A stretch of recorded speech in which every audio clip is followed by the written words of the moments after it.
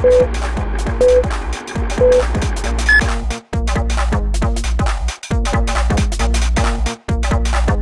Obama returned from his Middle East trip to mixed reviews. Among Israelis, Obama impressed, using strong language on Iran and not pushing too hard on settlement construction in the West Bank.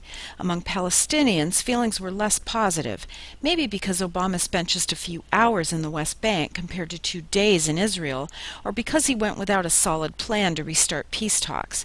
He did deliver a strong message to the Israeli public, though, about the need for Palestinian statehood. But the Palestinian people's right to self-determination, their right to justice, must also be recognized. And put yourself in their shoes.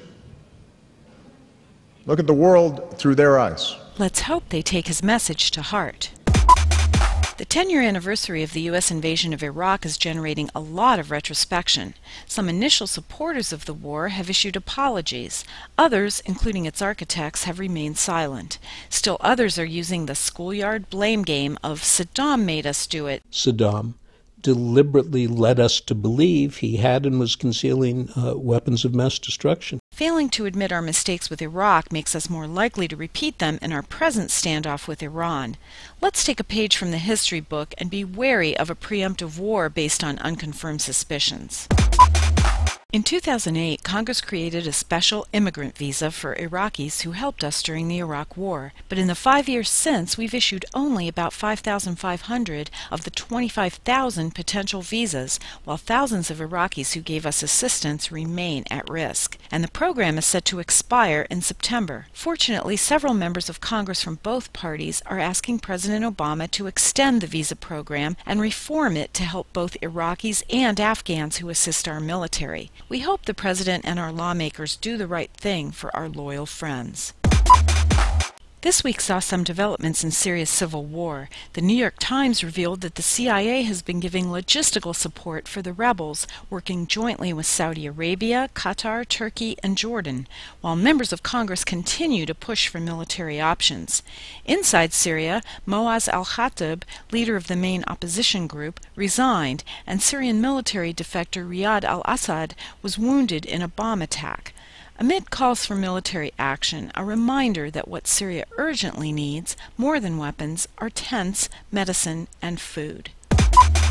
So far, the debate over the administration's drone program has focused on civil rights and the constitutionality of targeted killings.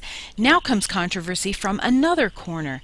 A secret report written last year by White House advisors warned that the intelligence community is not paying enough attention to some national security issues because they've become too focused on military operations and drone strikes.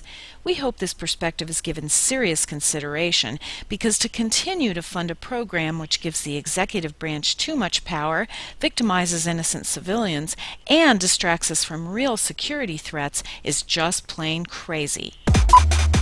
And speaking of controversy, Michele Bachmann, who's a regular here on Countdown, is no stranger to it. In fact, we're beginning to think she's just terribly misunderstood. Bachmann, who sits on the House Intelligence Committee and, yes, has access to our country's most sensitive information, is being investigated for allegedly misusing PAC money to pay her campaign staff during her run for the GOP presidential nomination. We think it must have been a simple mix-up or a big misunderstanding. Oh Lord, please don't let me be misunderstood.